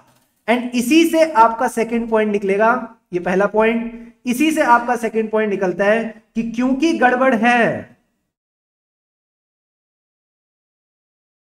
घोटाला है, यानी मैं अगर बोलूं मैनेजमेंट फ्रॉड है, सिंपल बोलो ना, तुम शर्माते क्यों? डायरेक्टली बोलो, मैनेजमेंट ने फ्रॉड कर रखा है। और अगर मैनेजमेंट ने फ्रॉड कर रखा है तो मैं पकड़ ही नहीं पाऊंगा। सर आप पकड़ क्यों नहीं पाओगे? क्योंकि बाबा audit is not an investigation. Third point यही कहता है, जो ऑडिट है ये इन्वेस्टिगेशन नहीं है। सर इन्वेस्टिगेशन नहीं है, इसका क्या मतलब है? मेरे पास वो लीगल पावर्स नहीं है जो एक इन्वेस्टिगेटर के पास होती हैं। मेरे पास ये लीगल पावर्स ही नहीं है। फ्रॉड को पकड़ने के लिए तुम पता है क्या क्या कर सकते हो? तुम मैनेजमेंट का गला पकड़ सकते हो। क्या ऑडिटर को देखा है मैनेजमेंट का गला पकड़ते हुए? नहीं, बड़ा प्यार से जाता है, प्यार प्रेम पूर्वक जाता है ऑडिटर। जो फ्रॉड पकड़ने आते हैं ना इन्वेस्टिगेटर, वो कहते हैं दरवाजा तोड़ो, ऑडिटर कहता है मे आई कम इन। फर्क है ना दोनों में। मे आई कम इन बोल के तुम कैसे फ्रॉड निकालोगे? जैसे ही बोलोगे दरवाजा तोड़ो, मैनेजमेंट कहेगा रुको रुको रुको, बताते हैं हम तुमको क्या क्या फ्रॉड किया हमने। तो यही बात आपको ध्यान में रखनी है। Ultimately nature of audit procedure इस तरह से है कि we are dependent on the management. Management may not provide us with the complete information. Second point क्यों नहीं प्रोवाइड कर रही? क्योंकि मैनेजमेंट में फ्रॉड है, तो पकड़ लो फ्रॉड को। माय गॉड, मैनेजमेंट के फ्रॉड को पकड़ लो। क्यों नहीं पकड़ पा रहे? क्योंकि भाई साहब हम इन्वेस्टिगेशन नहीं कर रहे, हम ऑडिट कर रहे हैं। क्या ये तीनों पॉइंट समझ आए? अगर ये तीनों पॉइंट समझ आए, फटाफट इस फ्लो को लिख लो। फटाफट पहला पॉइंट लिखो। पहला पॉइंट तो ये लिखो कि भाई नेचर ऑफ फाइनेंशियल रिपोर्टिंग इस तरह से है कि अकाउंटिंग एस्टिमेट्स में जजमेंट लगते हैं जिसमें हम 100% गारंटी नहीं दे सकते। सेकंड पॉइंट ये लिखो, नेचर ऑफ ऑडिट प्रोसीजर इस तरह से कि हम इंफॉर्मेशन के लिए मैनेजमेंट पे डिपेंडेंट हैं। It may not provide the complete information to us because management में गड़बड़ घोटाला है and fraud audit is not an investigation. Quickly note it down, quickly note it down and let me know. Done done done done. फिर हम आगे बढ़ेंगे। बहुत प्यारा टॉपिक है, मजा आ जाएगा तुमको इसके एंड में। फटाफट लिखो और मुझे कंफर्म करो।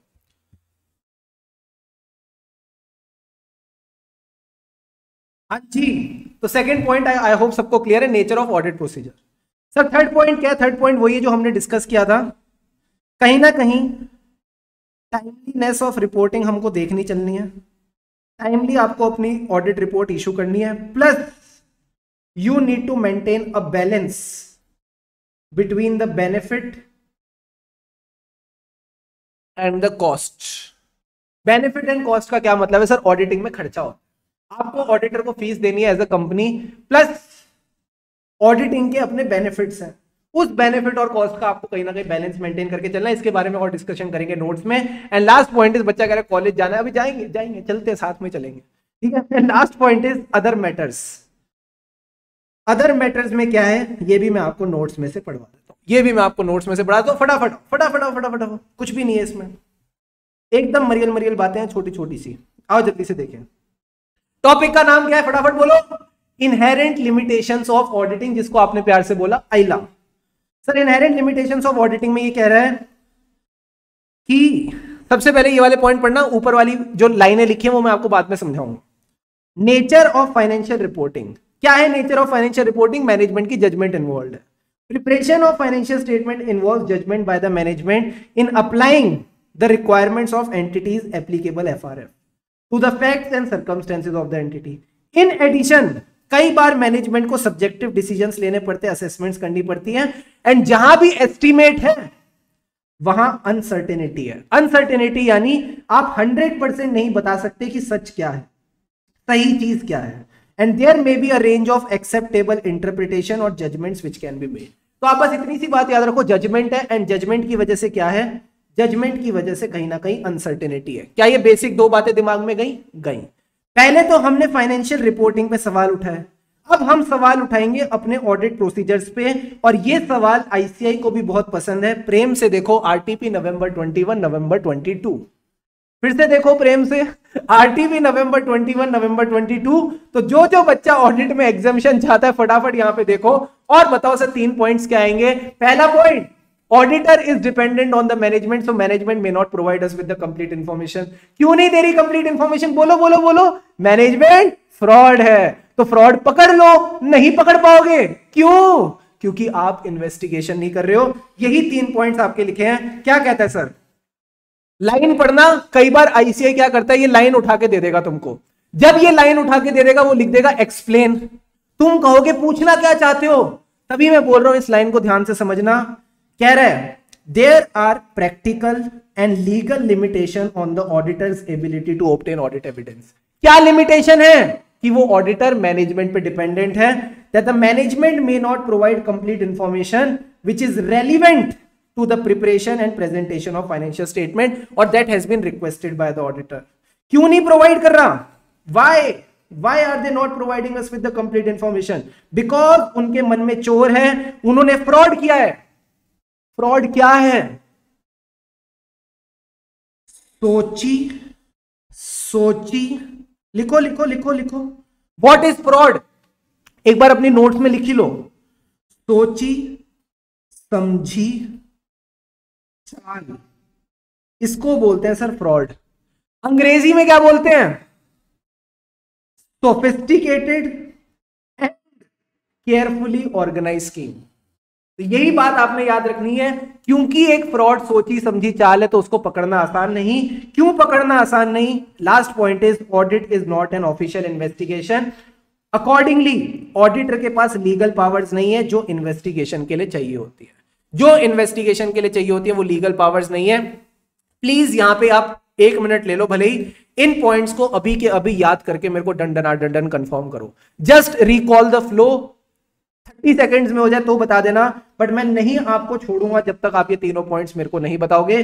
3 नंबर फ्री के हैं, अभी के अभी इनको इकट्ठा कर लो, अभी के अभी इनको इकट्ठा कर लो।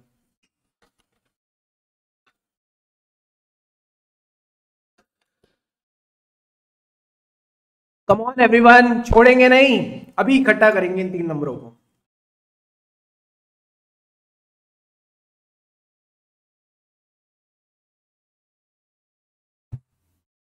बस ये 3 बातें याद रख लो कि मैनेजमेंट हमको कंप्लीट इंफॉर्मेशन नहीं देगा। क्यों नहीं देगा? क्योंकि फ्रॉड है। फ्रॉड क्यों नहीं पकड़ पाएंगे? क्योंकि इन्वेस्टिगेशन नहीं है।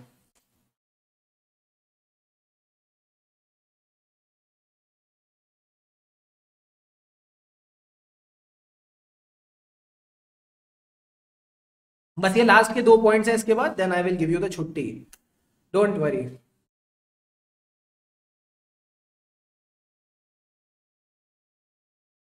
Very good, very good A G, very good B are.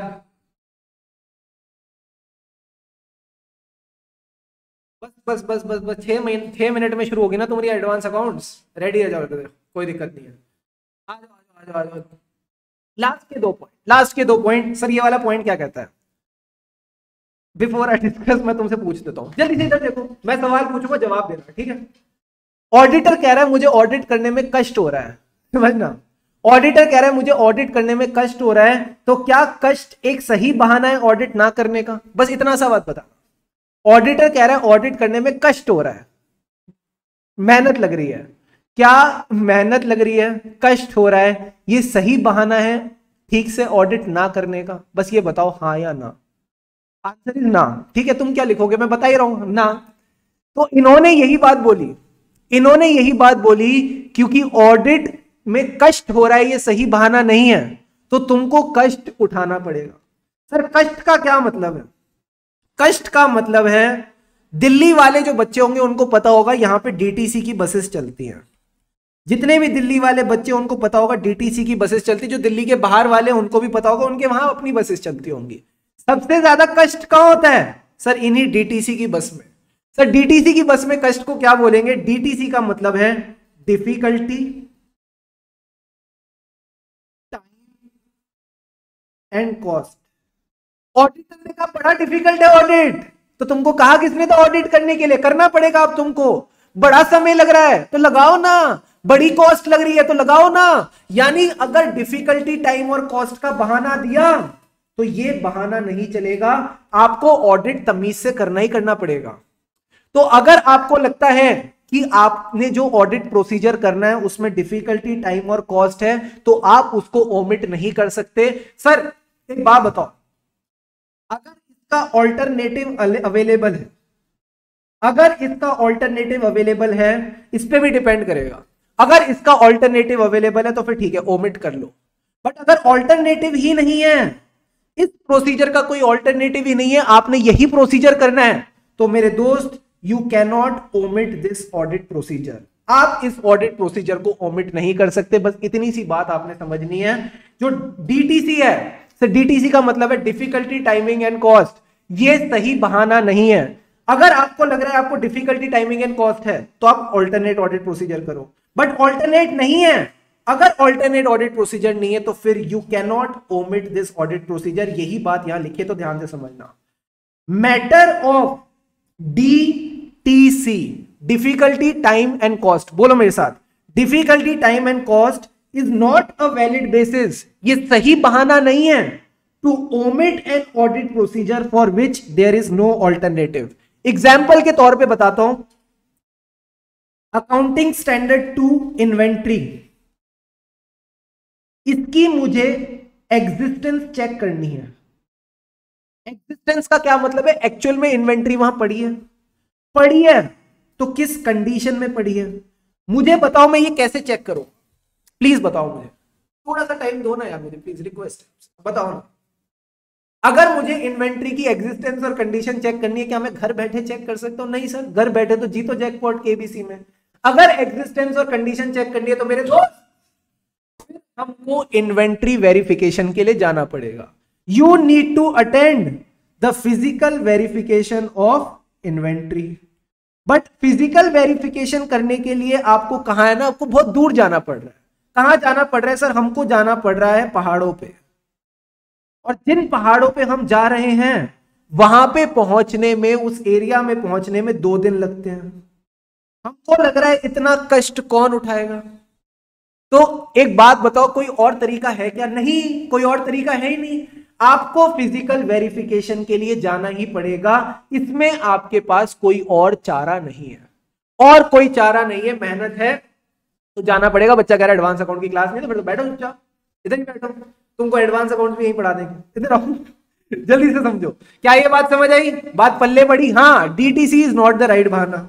And last point क्या कहता है? जैसे जैसे समय बीतता है इंफॉर्मेशन की वैल्यू कम होती जाती है, plus there needs to be a balance between the reliability of information and the cost. आपने कहीं ना कहीं इंफॉर्मेशन और कॉस्ट की बैलेंस को मेंटेन करके चलना है। तो ये बेसिक सी बात आप ध्यान में रखेंगे, balance between benefit and cost, and DTC is not a valid बहाना। लास्ट पॉइंट आ जाता है, इधर फोकस करना, other matters that affect limitations of audit. Other matters that affect limitations of audit, ये क्या मैटर्स हैं? कह रहे 4 ऐसे मैटर्स हैं जहां पे इनहेरेंट लिमिटेशंस का जो दबाव है वो सबसे ज्यादा होता है। क्या मैटर्स है? आरटीपी नवंबर 18 में पूछ रखा है, ध्यान से फोकस करेंगे सारे। In case of certain subject matters, limitations of the auditor's ability to detect the material misstatement is particularly significant. सारे बच्चे पानी का ना घूंट लगाओ, बहुत इंपॉर्टेंट टॉपिक है। मैं इसको मजाक में नहीं कराना चाहता। I want you to focus on this. ये चारों पॉइंट्स मैं आपको हर ऐसे में रिलेट करा के चलूंगा। अगर अभी आपने सीख ली है, पूरा ऑडिट में आपको मजा आ जाएगा। सारे बच्चे पानी के 2 घूंट लगाओ और हमको बोलो ready for other matters chat box में। चैट बॉक्स में आप लिखो रेडी फॉर अदर मैटर्स। जैसे ही आ जाएगा रेडी फॉर अदर मैटर्स, फिर मैं स्टार्ट करूंगा। I need your full attention on these 4 points, very important from exam point of view.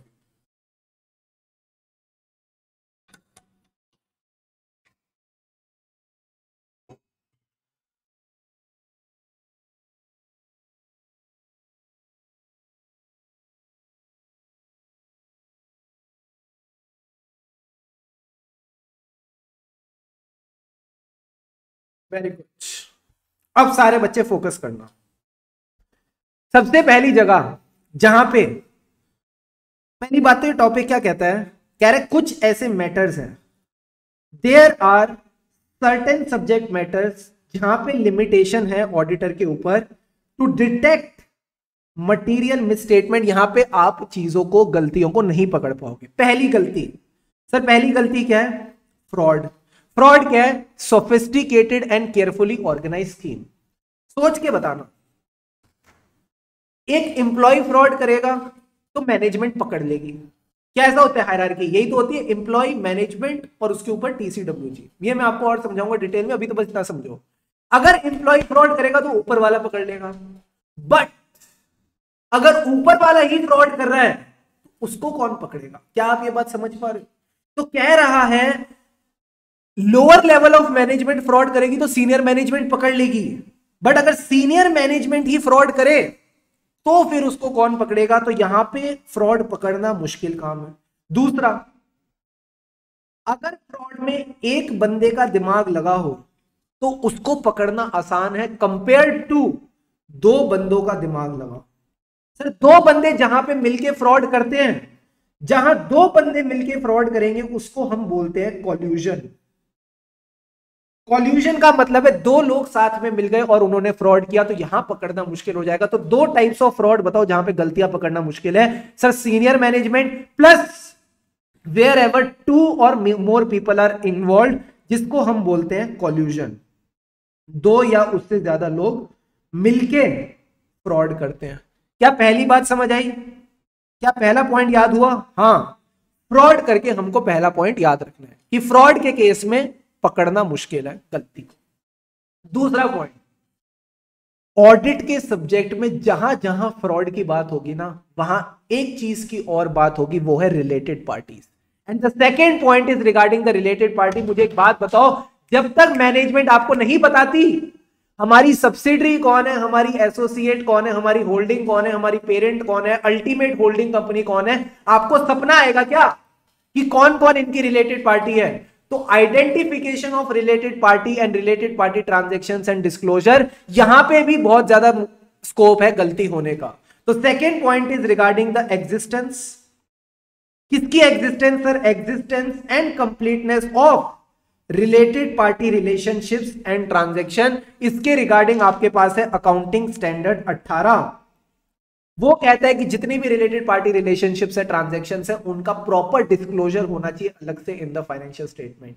अगर वो डिस्क्लोजर नहीं होगा so it can lead to a material misstatement, क्योंकि misstatement is all about ACPD, amount, classification, presentation and disclosure. तो अगर disclosure नहीं है तो वो भी तो मिसस्टेटमेंट है, उसको भी तो गलती ही बोलेंगे। तो याद रखना, फ्रॉड किसके साथ? Related party. 2 पॉइंट आपके यहां पे हो गए, ठीक है सर। थर्ड पॉइंट की बात करते हैं।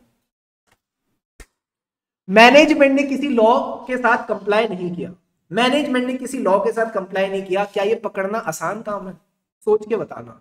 देखो मैं लॉजिकली सोचो, आप एक ऑडिटर हो, आप फाइनेंशियल स्टेटमेंट देखते हो, बैलेंस शीट देखते हो, पीएनएल देखते हो, उसमें जो जो आइटम आ रहे हैं उनको चेक करना तो आसान है। बट जो आइटम आ ही नहीं रहे, सपोज मैनेजमेंट ने क्या कर रखा है, चाइल्ड लेबर इंप्लॉय कर रखी है, उस चाइल्ड लेबर को इंप्लॉय करने के चक्कर में मैनेजमेंट के पास नोटिस आ गया डिपार्टमेंट से कि आप चाइल्ड लेबर को इंप्लॉय करते हो, आप पे हम पेनल्टी लगाएंगे। उस पेनल्टी को उन्होंने तमीज से फाइनेंशियल स्टेटमेंट में दिखाया ही नहीं, उन्होंने अदर एक्सपेंसेस में डाल दिया। क्या ये पकड़ना आसान काम है? जल्दी से बताओ, जल्दी से बताओ, जल्दी से बताओ। Is it easy to detect it? नहीं, बड़ी कठिनाई है। तो यहां पे भी inherent limitation to detect the material misstatement बढ़ जाती है। नॉन कंप्लायंस को पकड़ना बहुत टफ काम है, तो ये बात भी आपने ध्यान में रखनी है, non compliance with laws and regulation. And last point is events और condition, future events and condition. अभी नहीं है, आगे हो सकते हैं, अभी नहीं है, आगे हो सकते हैं। Future events and conditions that may cause the entity to cease to continue as a going concern, जो एंटिटी की रेस में बाधा डाल सकते हैं, एंटिटी को आगे बढ़ने से रोक सकते हैं, एंटिटी को बंद करवा सकते हैं, उसके बारे में हमको क्या पता? हम कोई एस्ट्रोलॉजर थोड़ी है, हम कोई एस्ट्रोलॉजर थोड़ी है जो पता लगाए कि फ्यूचर में क्या होने वाला है। तो अगर फ्यूचर में कोई इवेंट और कंडीशन होती है जो एंटिटी को बंद करवा देती है, तो उसके बारे में भी हम कुछ नहीं कह सकते। तो यही बात आपने ध्यान में रखनी है कि यही चार बातें हैं जहां पे इनहेरेंट लिमिटेशन सबसे ज्यादा है। तो इनको याद करने का मैं आपको एक बहुत ही देसी नुस्खा बताता हूं, ध्यान से समझना। 4 पॉइंट ही याद रखने हैं, ठीक है सर। पहला पॉइंट क्या था? सबसे पहले फ्रॉड, ये तो आपको याद रहेगा ही रहेगा। जल्दी से बताओ फ्रॉड किसके साथ? कम on everyone in the chat box, जल्दी से बताओ फ्रॉड किसके साथ? अकेले अकेले या किसी के साथ? सर किसी के साथ, किसी के साथ, यानी related parties. Very very good, related parties के साथ फ्रॉड। अगर आपने रिलेटेड पार्टीज के साथ फ्रॉड किया तो आपने लॉ एंड रेगुलेशन के साथ कंप्लाई किया या नॉन कंप्लाई किया? सर नॉन कंप्लाई किया। This is a classic case of non compliance with laws and regulation. And जब आप लॉज एंड रेगुलेशन की इज्जत नहीं करेंगे, आप पे क्या लगेगी? सर भारी भारी प्यारी प्यारी पेनल्टी। और जब आप पे भारी भारी पेनल्टी लगेगी तो आपकी एंटिटी की बैंड बच जाएगी and you will not be able to continue as a going concern. फिर आपके गोइंग कंसर्न पे सवाल उठाए जाएंगे। क्या ये फ्लो क्लियर है? अगर ये फ्लो क्लियर है, फटाफट इसको एक बार रीड करो, आंखें बंद करके बस ये 4 पॉइंट्स को रिकॉल कर लो। That's all that you need to do. Quickly write down the flow and एक बार इसको रिकॉल करके चैट बॉक्स में लिखो डी डी डी, फिर हम आगे बढ़ते हैं।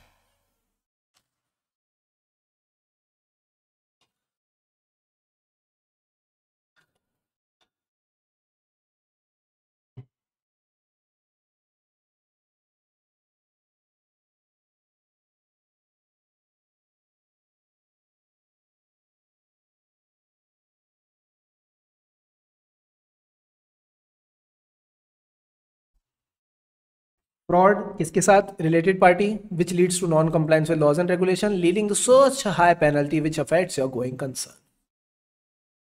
Assam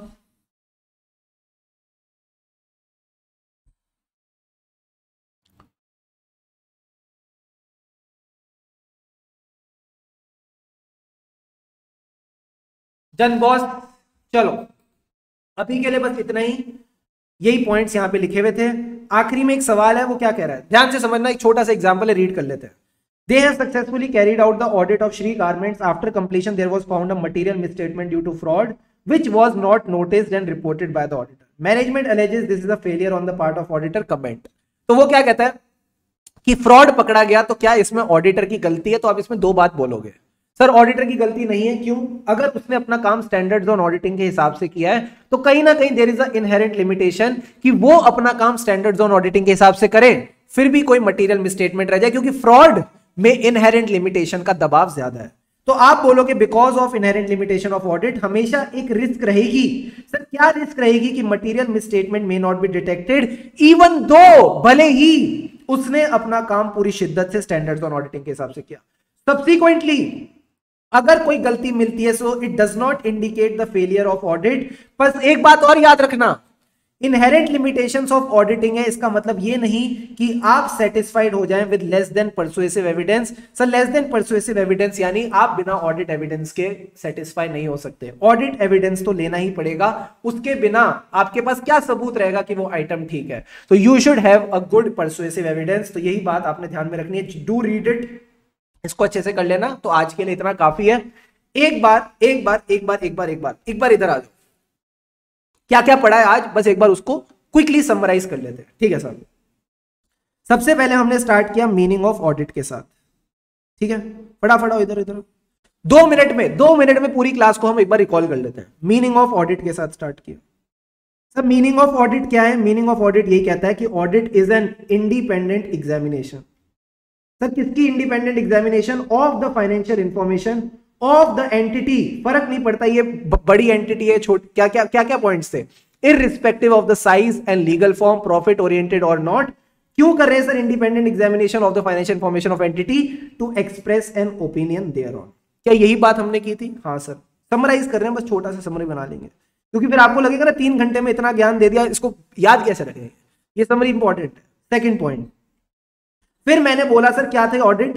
it was an independent examination. तो यहीं से आपका नेक्स्ट पार्ट आ गया जो आज हमने पढ़ा कि इंडिपेंडेंस में हमें क्या फंडामेंटल प्रिंसिपल्स होते हैं। कुछ नया नहीं पढ़ेंगे, बस रिवाइज करेंगे, रिकॉल करेंगे और कुछ नहीं। फंडामेंटल प्रिंसिपल्स यानी कोई प्रोफेशनल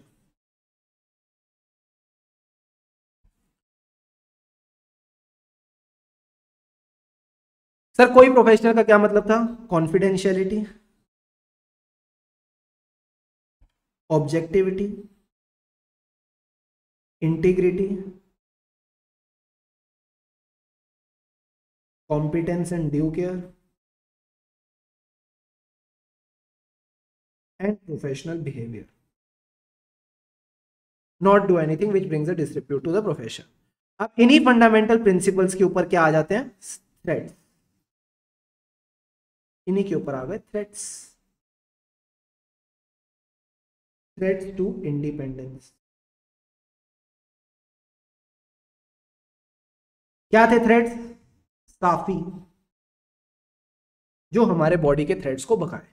साफी का क्या मतलब था? Self interest threats,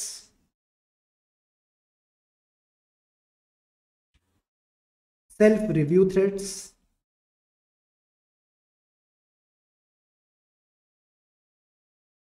advocacy threats,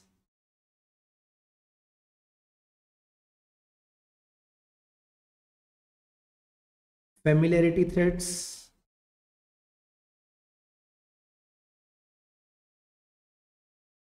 and intimidation threats. इन सारे थ्रेट्स को आपने ऊपर ऊपर से याद रखना है, प्लस इनके जो भी एग्जाम्पल्स हैं that you need to learn. इन एग्जाम्पल्स को प्लीज एक बार अच्छे से रिवाइज और रिकॉल जरूर करना।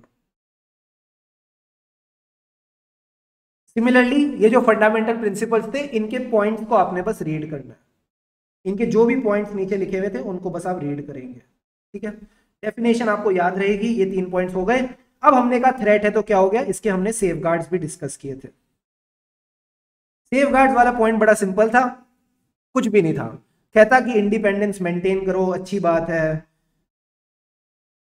इसमें आपका इंडिपेंडेंस मेंटेन करने के लिए चाबी चाहिए। याद है चाबी क्या थी? की फंडामेंटल प्रिंसिपल्स।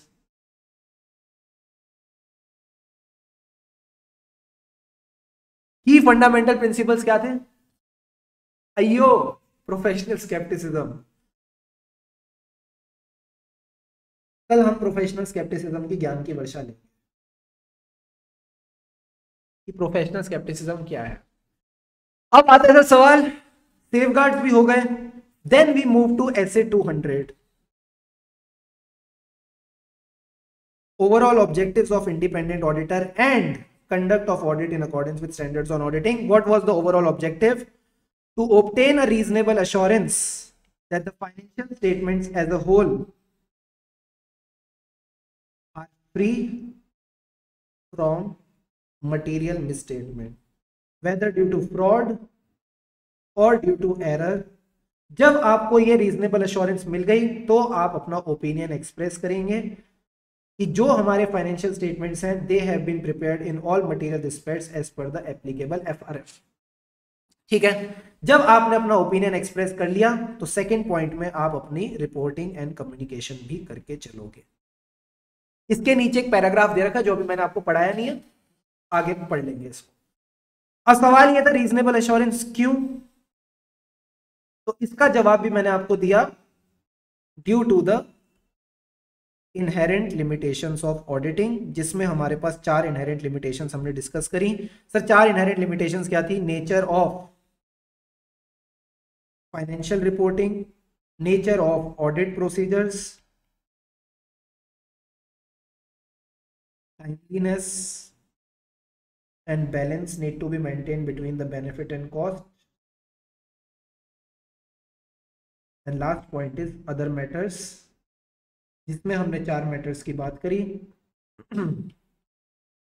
फ्रॉड, इसके साथ related party relationships and disclosures, this is the non compliance of laws and regulations, and last point is आपके गोइंग कंसर्न की बैंड बच जाएगी। ठीक है, तो यहाँ हमारा पूरा का पूरा क्लास को हमने अब समराइज कर दिया, एक पेज में पूरी की पूरी क्लास समराइज होगी। क्या बात है, तो इतना सही तो पढ़ा है यार, तुम टेंशन लेते रहते हो। ज्यादा कुछ पढ़ाया मैंने, बट हाँ टाइम दिया तो कंफर्ट आया, यही है डायरेक्ट प्रोपोर्शनलिटी। ठीक है, तो that's all for today, I hope all these points are clear. अब मैं आपको होमवर्क दे रहा हूँ, होमवर्क में आपने कुछ मेहनत नहीं करनी, जो मैंने आपको आज टॉपिक्स पढ़ाए हैं you just need to revise and recall, इनको आप एकदम बढ़िया तरीके से रिवाइज और रिकॉल कर लो। मेरी बस एक रिक्वेस्ट रहेगी, अपना एक ऑडिट पार्टनर ढूंढ लो। सर ऑडिट पार्टनर का क्या मतलब है? ऑडिट पार्टनर का मतलब है ऐसा आपका कोई दोस्त जो आपके साथ ऑडिट पढ़े, ताकि जो भी चीज हम सुबह सुबह क्लास में डिस्कस करें शाम को आप उसके साथ रिवाइज कर लो, तो इससे आपका सिंक बन जाएगा, आप दोनों साथ में पढ़ेंगे, साथ में टेस्ट देंगे और साथ में ऑडिट के रॉक स्टार्स बन जाएंगे।